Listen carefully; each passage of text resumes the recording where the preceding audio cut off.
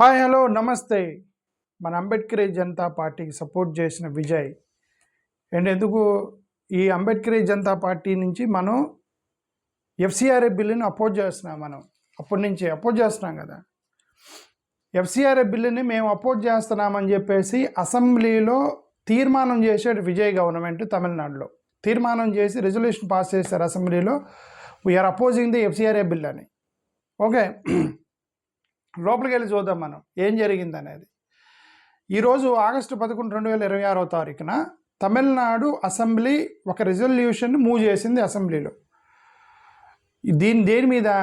Of course ఇది డైరెక్ట్గా proposed by the government of Tamil Nadu. విజయ్నే ప్రపోజ్ చేశాడు దీన్ని, అతనే మూవ్ చేశాడు, అతనే ఇంట్రడ్యూస్ చేశాడు విజయ్ దీన్ని. ఇదేంది, ఈ యొక్క రిజల్యూషన్ని యునానిమస్గా పాస్ చేశారు. యునానిమస్గా పాస్ చేశారనంటే మరి అక్కడ బీజేపీ వాళ్ళు ఉన్నారు, మరి వాళ్ళు ఎందుకు అడ్డుకుంటారే? వాళ్ళు యునానిమస్కి ఛాన్స్ లేదు, వాళ్ళు అపోజ్ చేశారు. బట్ బిల్ అయితే యునానిమస్గా పాస్ అయింది, రెజల్యూషన్ యునానిమస్గా పాస్ అయిందని.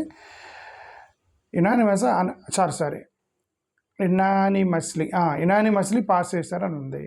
నాకు తెలిసిన వరకు యునానిమస్కి చేయలేదనుకుంటే ఏదో రాంగ్ వచ్చినట్టుంది. అక్కడ బీజేపీ వాళ్ళు అబ్జెక్షన్ చేశారు తమిళనాడులో. బట్ బీజేపీ తప్ప మిగతా వాళ్ళందరూ ఈ యొక్క మూవ్ని సపోర్ట్ చేశారు.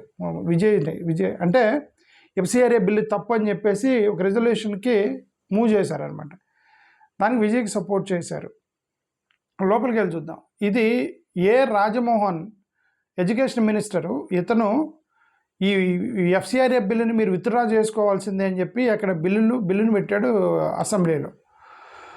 దీని ప్రకారం ఏంటి, ఈ బిల్లుని మేనేజ్మెంట్ నిర్ణయం తీసుకోవాలి తప్ప గవర్నమెంట్ ఎలాగ కంట్రోలు మేనేజ్మెంట్ చేసి దాన్ని డిస్పోజ్ చేసి ఆస్తులు అమ్మే రైట్ గవర్నమెంట్ క్యాన్ నుంచి వచ్చేది. మీరు అలా పెట్టడం కరెక్ట్ కాదు కదా అని ఈ యొక్క బిల్లు సారాంశం ఏది, వాళ్ళు రిజల్యూషన్ పాస్ చేసిందని అపోజ్ చేశారనమాట. Minority run educations, social welfare ఇవన్నీ కూడా దెబ్బతింటాయి మీరు దానివల్ల చేయటం వల్ల అనేది. Natural justice, proportionately and property rights మీరన్నీ కూడా ఉంచుకోవాలి అని. ఆస్తులు ఓనర్ల దగ్గర ఉండాలి తప్ప, ఎన్జిఓల దగ్గర ఉండాలి తప్ప గవర్నమెంట్ కంట్రోల్కి వెళ్తానికి లేదని రెజల్యూషన్ పాస్ చేశారు. సో ఫెడరలిజం అనేదానికి మీరు ఇవ్వాలి. అది మేము సెంట్రల్ మా ఎన్జిఓలు ఏం చేసుకోవాలనేది మేము చూసుకుంటాం రాష్ట్రాల్లో. సెంట్రల్ గవర్నమెంట్ బిల్లు చేయటం దీని మీద దేశవ్యాప్తంగా ఎన్జిఓలతో మీకేం పని? మా రాష్ట్రాల్లో ఎవరైనా సోషల్ సర్వీస్ పెట్టుకుంటే స్టేట్ గవర్నమెంట్ చూసుకునేది కదా అని కొత్త పాయింట్ పెట్టారు వీళ్ళు. ఇప్పటివరకు ఎవరు మాట్లాడలే. మీకెందుకంటే కేంద్ర ప్రభుత్వం మీరెందుకు చేసుకున్నారు? బట్ అయితే ఎఫ్సిఆర్ఏ కాబట్టి సెంట్రల్ గవర్నమెంట్ హ్యావ్ రైట్. వీళ్ళు ఏమన్నారంటే ఫెడరల్ సిస్టమ్ దెబ్బతినిద్ది అని చెప్పి ఒక పదం వాడారనమాట అసెంబ్లీలో, తమిళనాడు అసెంబ్లీలో. ఇక్కడ ఏం పార్టీ ఏం నిర్ణయం తీసుకుందో చూద్దాం. అప్పుడు టీవీకే దీనికి సంబంధించిన విజయ్ ఇమ్మీడియట్గా మీరు ఎఫ్సిఆర్ఏ బిల్ని స్టాప్ చేయండి అని చెప్పేసి రెజల్యూషన్ పాస్ చేశాడు. డిఎంకే స్టాలిన్ దానికి సపోర్ట్ చేశాడు, విజయ్కి సపోర్ట్ చేశాడంటే వాళ్ళు కూడా అపోజ్ చేశారు బిల్లుని. ఎందుకంటే విల్సనే వెళ్ళి కలిశాడు కదా, అమిత్ షాని తీసుకెళ్ళాడు కదా, పాస్టర్ని తీసుకొని అమిత్ షాని కలిశాడు Wilson. Okay, DMK MP. Congress వాళ్ళు ఎలాగూ సపోర్ట్ చేస్తారు అంటే అపోజ్ చేస్తారు బిల్లుని. ఇక్కడ విజయ్కి సపోర్ట్ చేశారు. వీసీకే బిల్లుని అపోజ్ చేస్తూ విజయ్ని సపోర్ట్ చేశారు. సిపిఐ సిపిఎం వాళ్ళు విజయ్ని సపోర్ట్ చేసి బిల్లుని అపోజ్ చేశారు.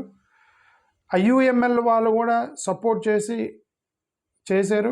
ఎండిఎంకే వాళ్ళు కూడా విజయ్ని సపోర్ట్ చేసి బిల్లుని అపోజ్ చేశారు. అయితే రెండు ఏఐడిఎంకే, బీజేపీ. ఏఐడిఎంకే వాళ్ళు ఇంతవరకు ఏం స్టేట్మెంట్ చేయాలో వాళ్ళు సైలెంట్గా ఉన్నారు. వాళ్ళు అటు ఎస్ఆర్నో వల్ల సైలెంట్గా ఉన్నారనమాట ఏఐడిఎంకే వాళ్ళు. బీజేపీ వాళ్ళు ఉన్నారు, వాళ్ళు అపోజ్ చేశారు. అది జరిగింది యాక్చువల్గా. ఓకే, సో డిఎంకే పొజిషన్ అనేది very clear. DMK position is very clear. దేవాన నుంచి ఆ బిల్లుని విత్డ్రా చేయాలని చెప్పింది ఫస్ట్ ఉదయనిధి స్టాలినే. చెప్పింది ఉదయనిధి స్టాలిన్ చెప్పాడు బిల్లుని మేము వ్యతిరేకిస్తామని పి విల్సన్ పంపించేసరికి ఇక్కడ విజయ్ నువ్వు రెజల్యూషన్ పాస్ చేసామన్నారు. మేము పంపించాం కాబట్టి అమిత్ షా దగ్గరికి నువ్వు రెజల్యూషన్ పాస్ చేసామని మళ్ళీ అది ఆ గొడవ ఉండేది కదా వాళ్ళిద్దరు ఆ గొడవ పడుతున్నారు. నాకు ఒకటైతే అర్థమైంది. విజయ్ ఏమంటున్నాడు, స్టాలిన్కి వాళ్ళిద్దరికీ ఒక సేమ్ అగ్రిమెంట్ ఉంది కాబట్టి యునానిమస్గా బిల్ పాస్ చేశారు అనేది దీని యొక్క సారాంశం. ఇది సరే. ఇంక అది తమిళనాడులో జరిగింది. మిగతా దేశవ్యాప్తంగా ఏం జరిగిందో కూడా చూద్దాం. ఈ ఎఫ్సిఆర్ఏకి సంబంధించిన మిజోరాంలో ఒక పెద్ద ప్రొటెస్ట్ జరిగింది. మిజోరాంలో ఇదిగో చూడండి, మిజోరాం ఒక పెద్ద ప్రొటెస్ట్ చేశారు దేశవ్యాప్తంగా. చాలా పెద్ద ప్రొటెస్ట్ చేశారు మిజోరాంలో ఎఫ్సిఆర్ఏకి సంబంధించి. అయితే ఆ ప్రొటెస్టర్స్ ఏమన్నారు, ఎఫ్సిఆర్ఏ బిల్లుని మీరు ఇమ్మీడియట్గా మేము అపోజ్ చేస్తున్నాము, ఫోర్స్ఫుల్గా ఆస్తులను సీజ్ చేయటం అని మేము ఒప్పుకోమన్నారు. రెవరెండ్ డాక్టర్ ఆర్ లాల్ బక్తినాస్, సారీ నేను కరెక్ట్ పేరు, లాల్ బైక్లియనా సార్, లాల్ బైక్లియనా, మిజోరాం వాళ్ళ పేర్లు కరెక్ట్ చదవలేకపోతున్నా. అతను సిసిఎం ప్రెసిడెంట్ అంటే ఇతను doctor R. Religious minorities, churches, NGOs, charitable ఇన్స్టిట్యూషన్స్ని మీకు ఫ్రీడమ్ ఇవ్వాలని అతను అన్నాడు. తర్వాత మిజోరాం కాంగ్రెస్ వాళ్ళు ఆ ప్రొటెస్ట్కి జాయిన్ అయ్యారట మిజోరాంలో. మిజోరాం సీఎం లాల్దుహుమా, మిజోరాం సీఎం ఆయన డైరెక్ట్గా తీసుకెళ్ళి ఆయన కలిశాడు కదా అమిత్ షా గారిని. సో కాబట్టి అతని stand is very clear. Okay, డైరెక్ట్గా అమిత్ షాని కలిశాడు కాబట్టి. తమిళనాడు అసెంబ్లీ రిజల్యూషన్, బీజేపీ వాళ్ళు ప్రొటెస్ట్ చేశారట. ఎక్కడ ఈ బిల్లుని మీరు ఇంప్లిమెంట్ చేయాల్సిందని ప్రొటెస్ట్ చేశారట బీజేపీ వాళ్ళు. సో పార్లమెంట్లో మనకు తెలుసుగా, పార్లమెంట్లో గొడవ చేశారు. అమిత్ షా గారు మాట్లాడాల్సిందే అన్నారు. అక్కడ ఎందుకు కొట్టేమని మాట్లాడమన్నారు ఈ బిల్లు గురించి మాట్లాడుతుంటే. సరే మేము ఎఫ్సిఆర్ఏ గురించి మాట్లాడటానికి వస్తున్నాము అని అంటే వాళ్ళు అది రాజకీయం, ఒక local India block versus NDA block రాజకీయం చేసుకుంటున్నారు వాళ్ళకి. ఎన్జిఓ ఇంకేమున్నాయి అది ఇంపార్టెంట్ మనకి, తమిళనాడు, మిజోరాము, మేఘాలయ బీజేపీ ఎంపీ అలాగా రాశాడు ఉత్తరం. సో ఇది జరిగింది. సరే ఏదేమైనా మన అంబేద్కర్ జనతా పార్టీకి సపోర్ట్ చేసిన విజయ్ ఓకే అని మనం అనుకుందాం. అలా ఎందుకు అనుకోవాలంటే మనం ఆంధ్రప్రదేశ్లో మనం తప్పితే ఎవరు దాన్ని అపోజ్ చేయరు కదా.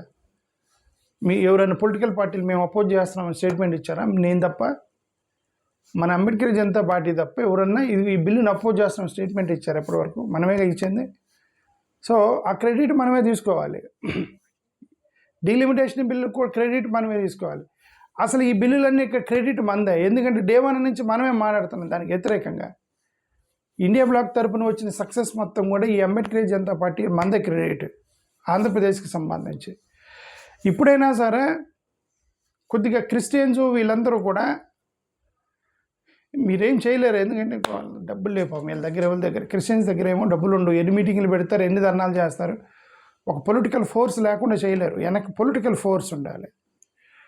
అక్కడ వైసీపీ యాక్చువల్గా వైసీపీ సపోర్ట్ చేయాలి. సపోర్ట్ చేస్తే ఈ పార్టీకి రచ్చలైపోయేవాళ్ళు. రచ్చలైపోతే వీళ్ళు వెంటనే ఇదిగో మత గొడవలు లేపారు అది ఇదని వాళ్ళు లేపారు. అదెందుకు అని చెప్పి ఆయన సైలెంట్గా ఉన్నాడు. ఈ రాజకీయము కొద్దిగా ఆంధ్రప్రదేశ్లో టిపికల్ రాజకీయం ఉంది ఇదంతా.